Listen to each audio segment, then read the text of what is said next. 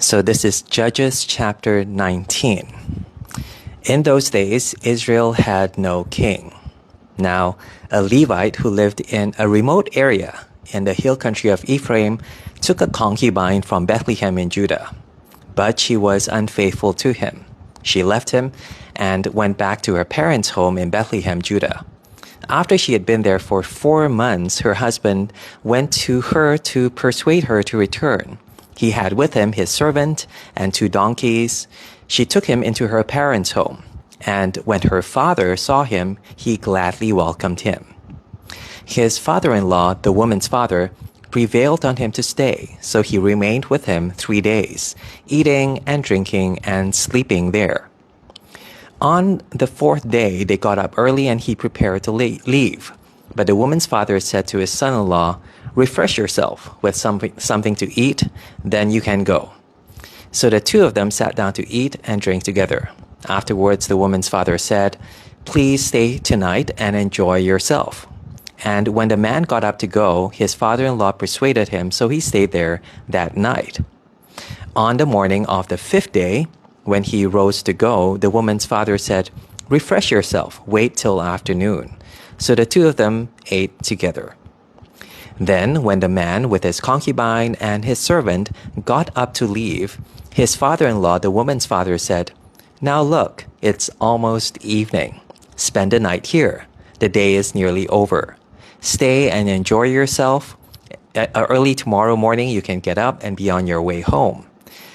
But unwilling to stay another night, the man left and went towards Jebus, that is Jerusalem, with his 2 saddled donkeys and his concubine. When they were near Jebus and the day was almost gone, the servant said to his master, "Come, let's stop at the city of the Jebusites and spend the night." His master replied, "No, we won't go into any city whose people are not Israelites. We will go on to Gibeah."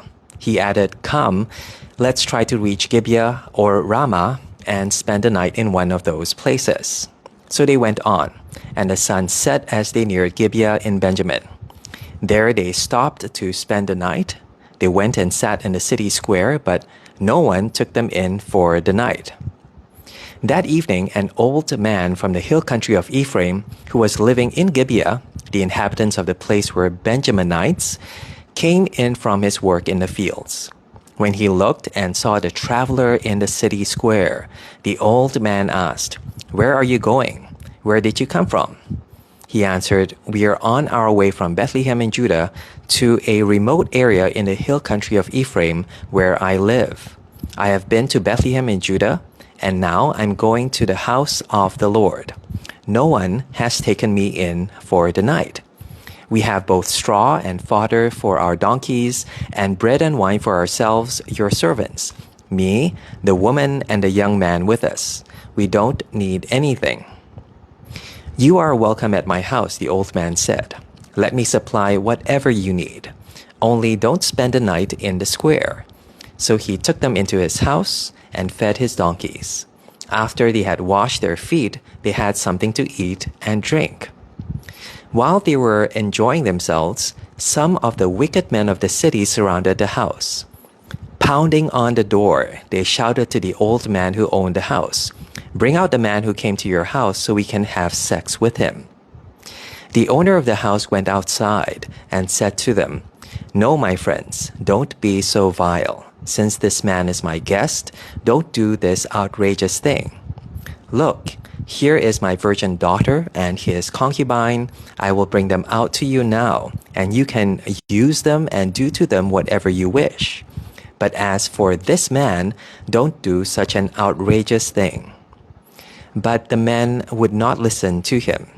So the man took his concubine and sent her outside to them, and they raped her and abused her throughout the night, and at dawn they let her go. At daybreak, the woman went back to the house where her master was staying, fell down at the door, and lay there until daylight. When her master got up in the morning and opened the door of the house and stepped out to continue on his way, there lay his concubine, fallen in the doorway of the house, with her hands on the threshold. He said to her, "Get up, let's go." But there was no answer.